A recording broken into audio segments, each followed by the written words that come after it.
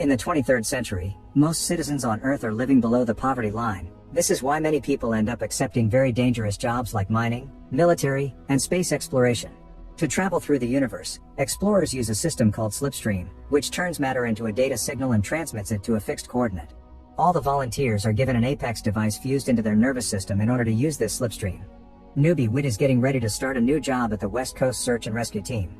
Before he leaves, he and his pregnant wife Lisa share a sweet moment together, and Lisa gifts him a picture of them with a loving note as a lucky charm before kissing him goodbye. Later at the West Coast Slipstream division, the team gives Whit a very warm welcome. The captain makes most of the team head out, then right in front of Whit, he begins asking Dave about the jump he's made because he's noticed something weird in the logs that may indicate a dirty jump. Dave just dismisses it as a silly mistake. Suddenly, an announcement comes through saying squads 14 to 28 must get ready to jump. The captain puts up a video feed of the jump and notices how the teams are going blind into a mining site. After just a few seconds, only a few team members come back, and to everyone's shock, they're screaming in pain and horror, not to mention the blood dripping on their faces. An alarm is raised because apparently quarantine has been breached, and when the doctors try to help the bleeding rescuers, one of them starts to shoot everyone. The captain, Dave, and Whit try to leave the room, but they find the door locked because of protocol. They watch on the screen how little by little every team member that came back becomes violent and attacks each other. Soon the bullets are piercing the walls and almost hit the trio.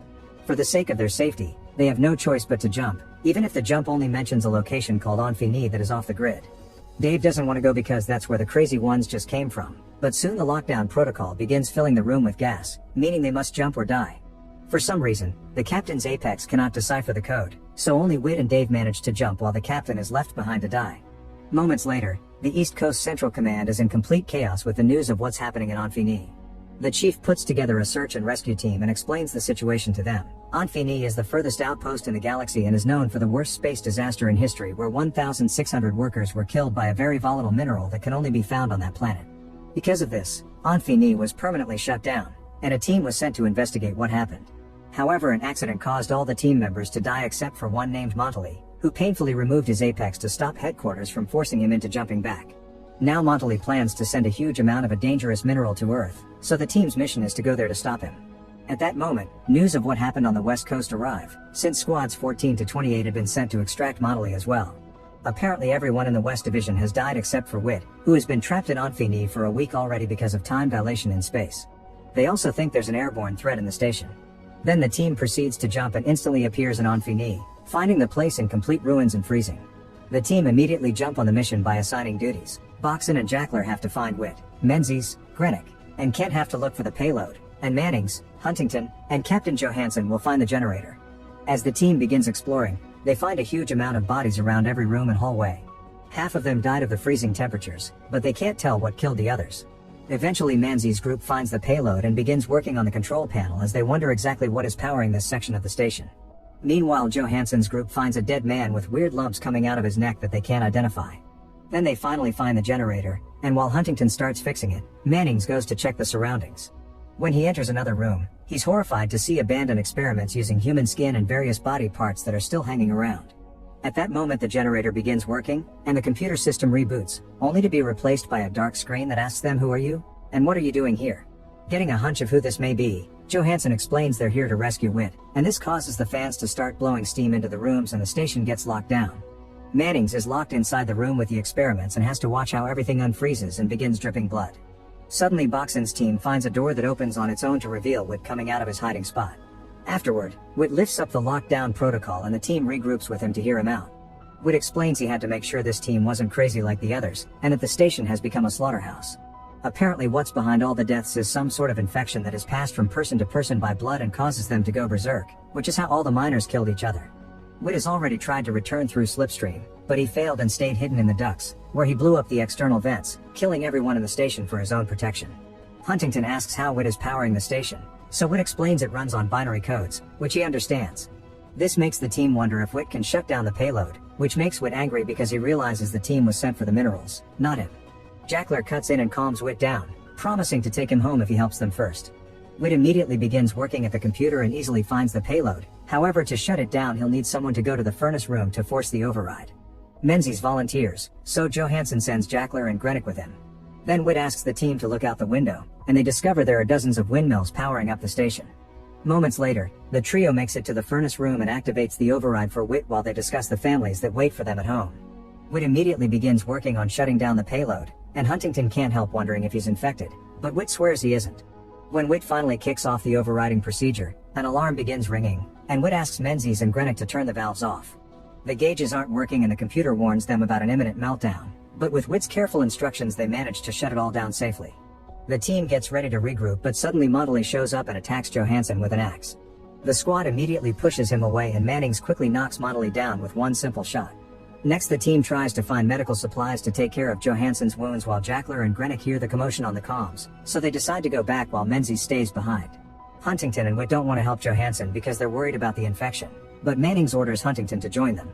At that moment, Motley reveals he isn't dead and attacks Mannings, who struggles against Motley until he manages to blow his head.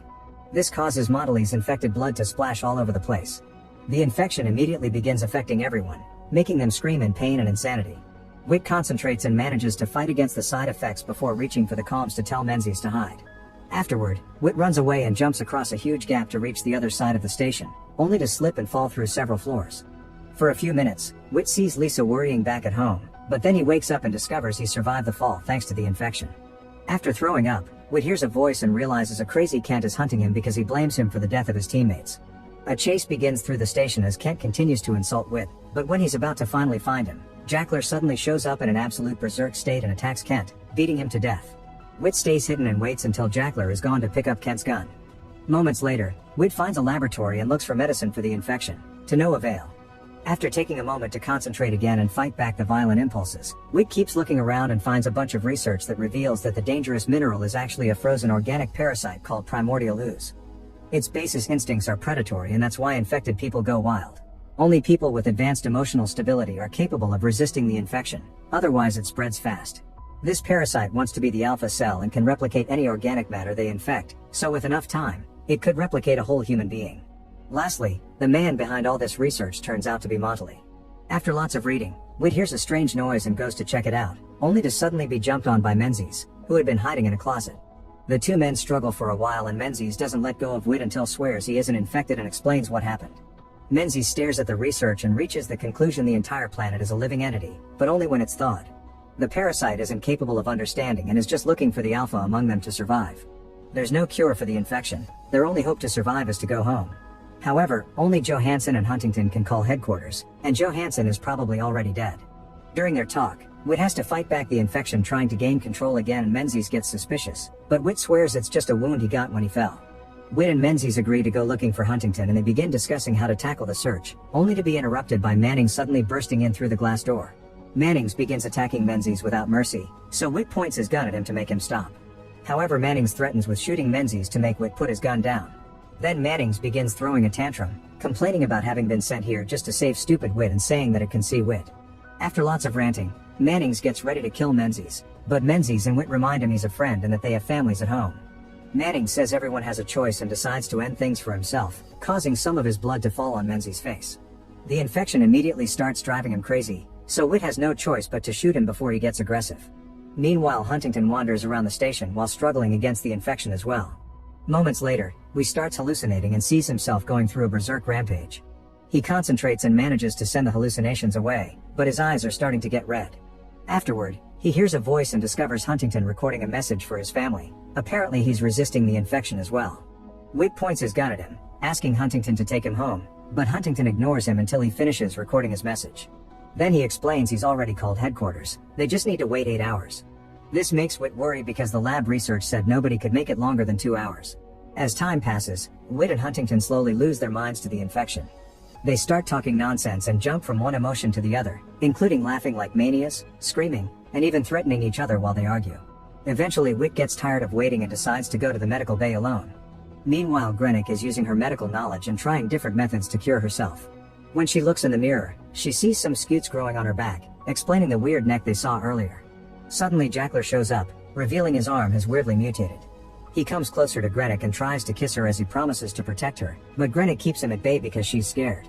Then Jackler asks about their baby, forcing Grenick to confess she had to do an abortion on herself to lose the baby because the kid was already infected. Hearing this makes Jackler go berserk and attack her, but Grenick fights back. Back to Whit, he's having trouble opening a door, but Huntington shows up and helps him. They make it to the medical bay and can tell what just happened because the parasite shows images in their brains thanks to some sort of hive mind. Jackler is dead, but Grennick's still alive, so Whit asks her what they can do against the infection. Unfortunately, Grennick thinks the parasite is too smart and the only escape is death. Then she says goodbye to her mother and dies. The lack of hope causes Whit to start losing control again and his eyes go completely red. Huntington points his gun at him, but Whit defends himself and a fight ensues. After lots of struggling, Whit manages to run out of the room, prompting Huntington to chase him. Before he can be found, Whit jumps into a hole with a ladder, and Huntington discovers the parasite is on the ladder as well. After interacting with the parasite and getting his eyes fully red too, Huntington also jumps into the hole, only to be ambushed by Whit.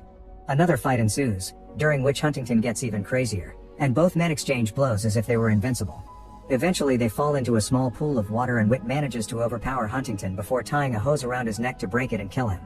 Afterward, Whit clings to Lisa's picture to gain strength and goes to the med bay to find a scalpel and record a message for the parasite. He explains that its technique is awful for survival because by tapping into people's hatred, the parasite is only making them kill each other and it'll never learn anything about humanity. However, if the parasite had chosen to work together with them, they could have helped each other. Then Whit talks about his family and how everyone here just wanted to have an honest job, causing him to start seeing visions of the team and Lisa. With the picture still in hand, Whit finishes his message by ending things for himself. As Whit's message plays on a loop all over the station, the parasite begins covering all the bodies with its gooey minerals. A mysterious puddle forms with the minerals and a human face appears on it. While this happens, Whit's blood starts coming back into his body. Moments later, Whit wakes up without a single wound and is shocked to discover the whole team is also alive and well. Mannings informs them the parasite is gone, and Whit checks the lab, where he confirms all the mineral samples are gone too. The team cleans up and regroups at the control center, but nobody knows how to explain what happened. Obviously disturbed by the experience, they all agree to lie and say they were incapacitated for a few hours because of pressurization. The payload is destroyed and they've rescued Whit, so the mission is completed and they shouldn't have trouble at home convincing everyone they shouldn't return to this place. 5 minutes later, the team gets ready to slipstream back to Earth, but right before jumping, Whit sees 5 humanoid forms made of minerals, and one of them has his picture. It seems the parasite did hear his advice. Then the jump kicks in and the team makes it back to Earth, where everyone is panicking. A group of doctors immediately surrounds them and asks them personal questions to be sure they're sane. They also ask if they were exposed to any dangerous contaminants. The team swears they didn't, but everyone is put through a scan anyway, and they all pass it with colors except for Whit. The scan can't seem to read him, so the chief asks him again if he was exposed, but Whit doesn't answer. Thankfully, the scan finally works at that moment and clears Whit out. Then the team learns that here on Earth only 52 seconds passed. Afterward, Whit returns home to reunite with Lisa, who immediately begins crying because they had told her Whit wasn't coming back.